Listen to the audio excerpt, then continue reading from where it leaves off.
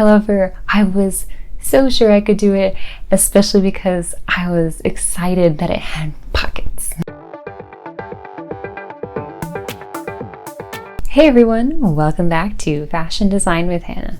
For all my sewers out there, when you started your journey into the sewing world, did you ever happen to use a commercial pattern? Perhaps one created by the likes of Simplicity, Butterick, or maybe even McCalls, where they purchased from a local Joann's, or maybe even a yard sale, or perhaps given to you by a family friend? If yes, you may have been exposed to terrible patterning. If not, let this video be your warning. Viewer discretion is advised. Do not be easily fooled by patterns that clearly mark easy on the front, as I am an experienced sewer and there should have been no issues with this. So let me explain this with a story about a dress that I have refused to fix in the last 3 years since I've started it. It all started when I was invited to a cousin's wedding. It was the first wedding I had been invited to since I was a kid, and only 1 year after I had graduated from FIT.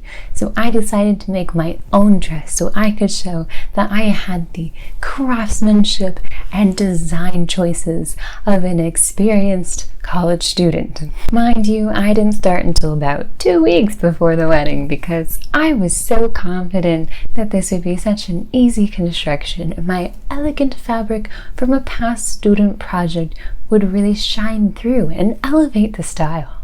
So I picked out one of the patterns I had stashed. It's not one that I had made, but it was an easy McCalls pattern.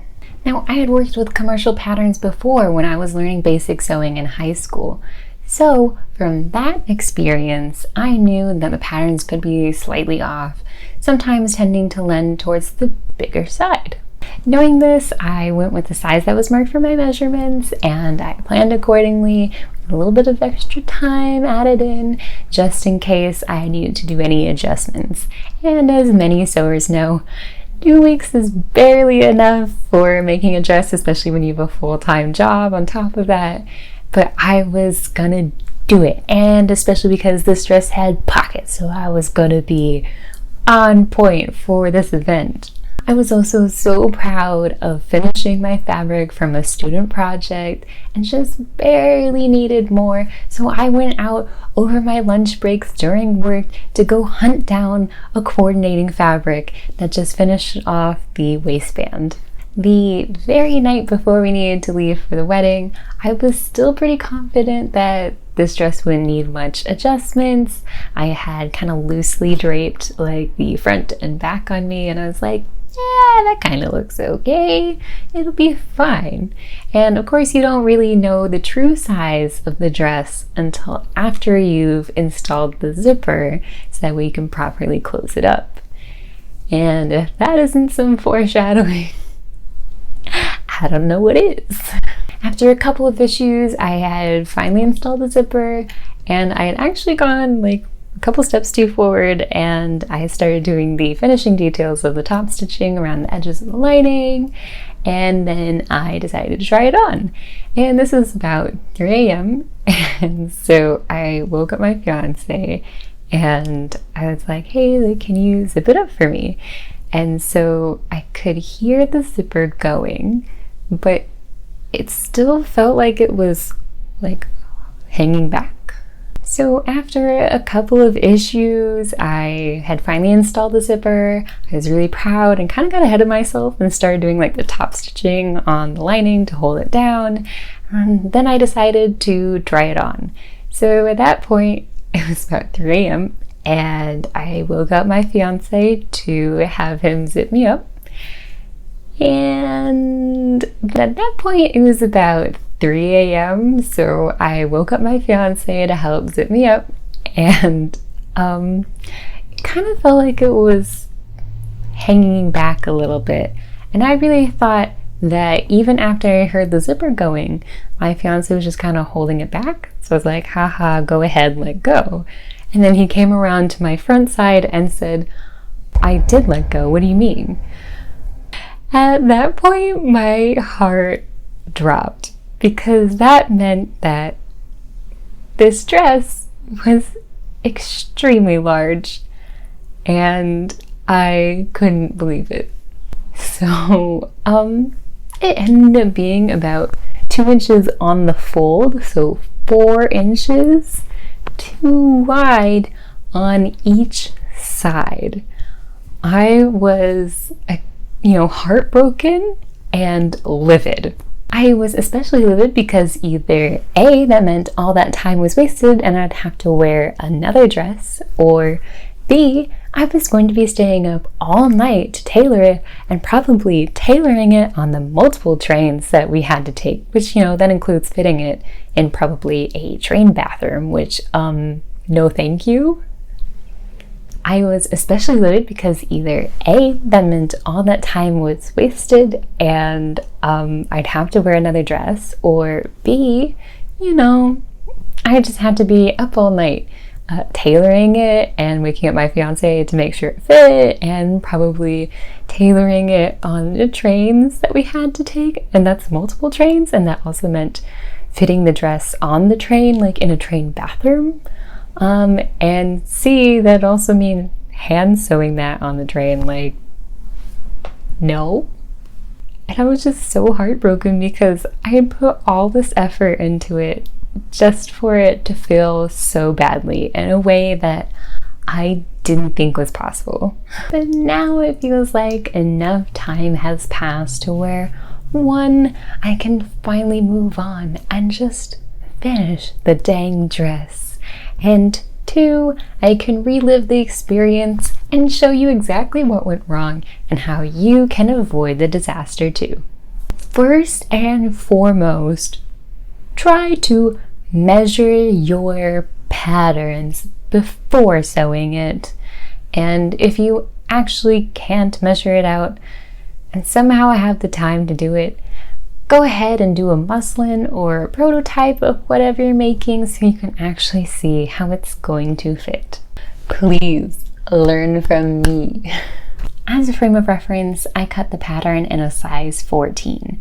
If you're not familiar with commercial pattern sizing, it is vastly different from retail sizing. So this size 14 says that the bust should be 36 inches total, or 18 to 19 inches on the half. The variance in the numbers can come from balancing the front and the back so that the side seam actually lays in the middle where you want it to. Anywho, from measuring the pattern, you'll see that just from the side seam to center front, this is measuring at 12 inches, meaning the whole finished front half is 24 inches wide, which is 5 to 6 inches wider than what should actually be there.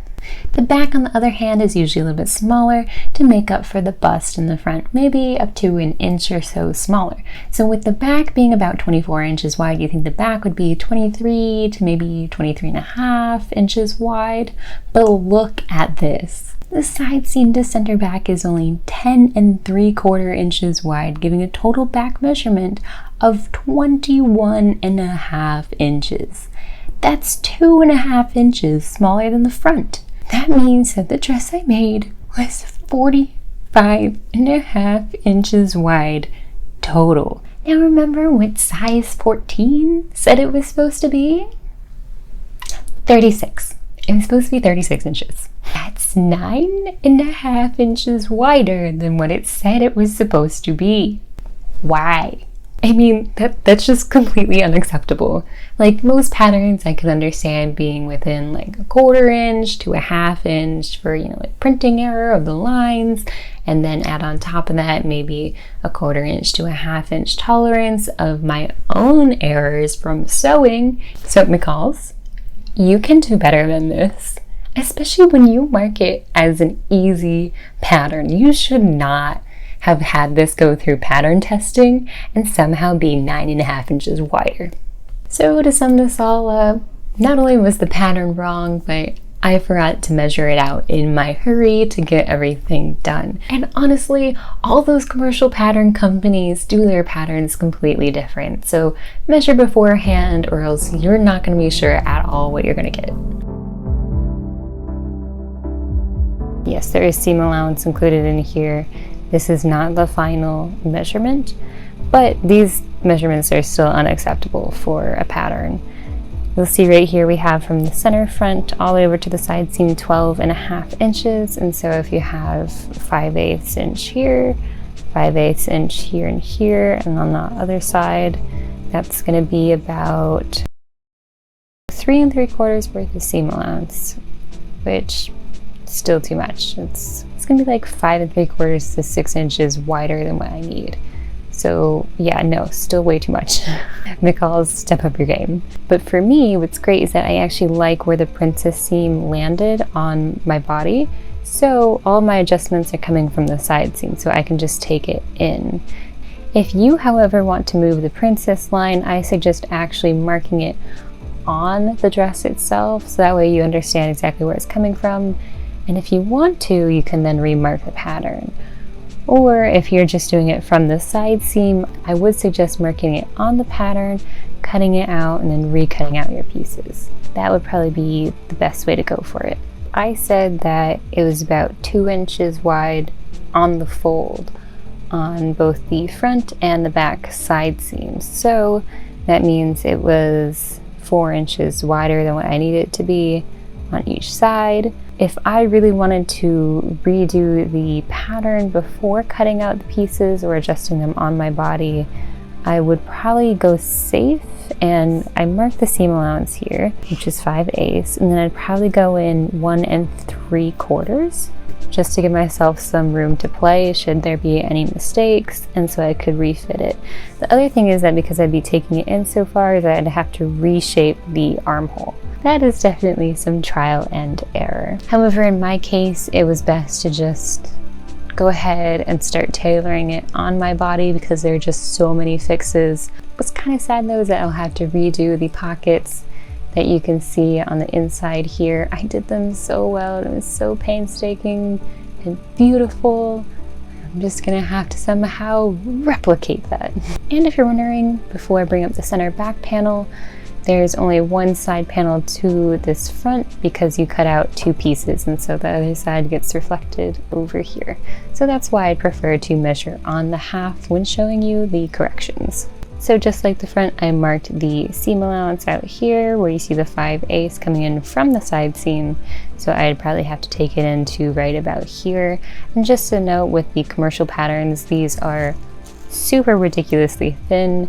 So if you did want to possibly replicate this and or make any fixes, I would suggest tracing these out onto a paper roll, or if you're really confident and you like your changes that you made and you want to continue making it again, transferring it on over into oak tag. This will make sure that you can actually use them multiple times and that they last longer in general. You also can't use mechanical pencils very well on these, or you'll start tearing through them.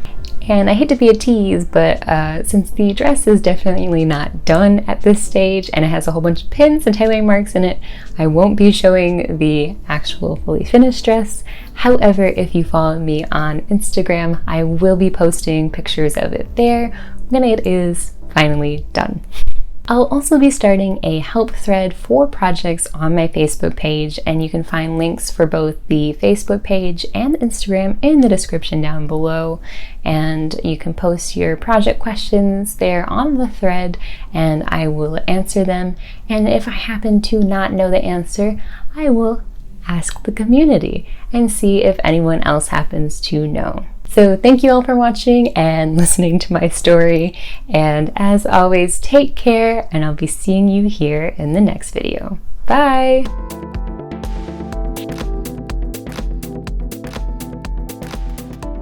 As most sewers know, 2 weeks is definitely not enough to make a really elegant dress. However, I was gonna do it. The back, on the other hand, is usually a little bit smaller than the front to make up for the bust pulling.